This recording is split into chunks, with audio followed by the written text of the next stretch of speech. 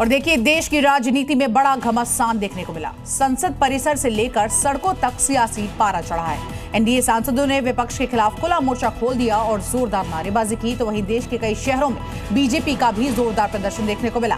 विवाद की जड़ बना महिला आरक्षण से जुड़ा हुआ संविधान संशोधन बिल, जो लोकसभा में पास ही नहीं हो पाया।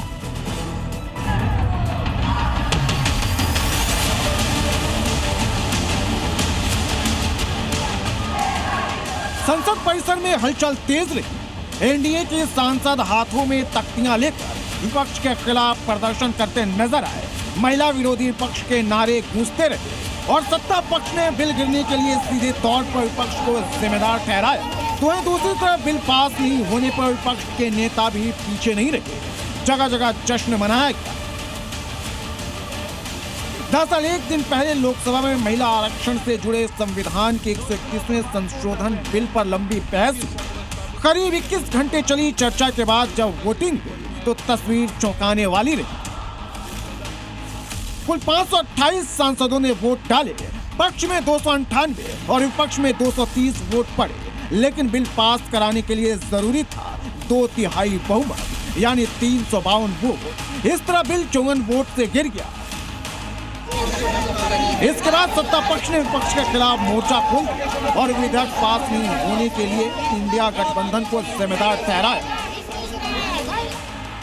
संसद के बाहर ही नहीं बल्कि देश के अलग अलग शहरों में भी बीजेपी कार्यकर्ताओं ने प्रदर्शन किया। जगह जगह रैलियां निकाली गई और विपक्ष पर महिला विरोधी होने के आरोप लगाए गए। यही नहीं, बीजेपी ने नेता प्रतिपक्ष राहुल गांधी का पोस्टर भी जारी किया, जिसमें वांटेड लिखा गया।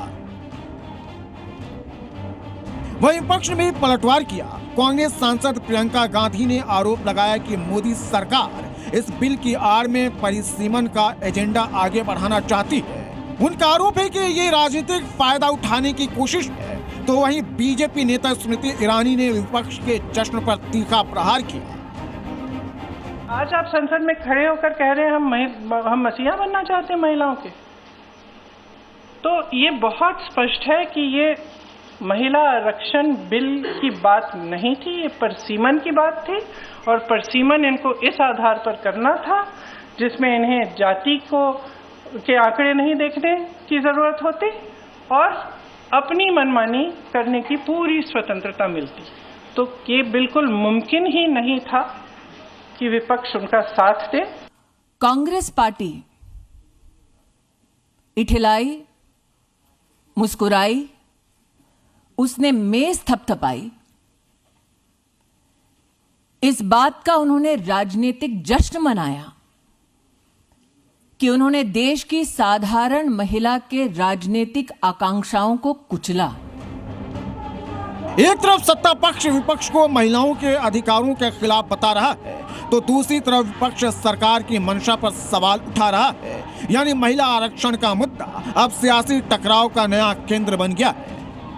सरकार का फेलियर, हमारा पार्टी का फेलियर बिल्कुल नहीं मानना है।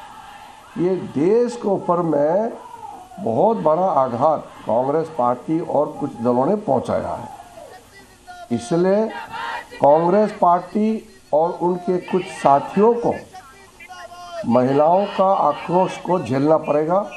कांग्रेस पार्टी के ऊपर भी यह काला दाग, महिला विरोधी का जो दाग चिपक गया है, ये कभी खत्म होने वाला नहीं है। महिला आरक्षण बिल भले ही लोकसभा में पास नहीं हो पाया, लेकिन इस मुद्दे पर सियासी जंग और तेज हो गई है। आने वाले दिनों में ये टकराव और बढ़ने के आसार हैं, क्योंकि बीजेपी ने विपक्ष के खिलाफ व्यापक आंदोलन का प्लान किया है। तो वहीं विपक्ष भी अपनी सफाई देने के लिए बयान दे रहा है। ब्यूरो रिपोर्ट, जी मीडिया।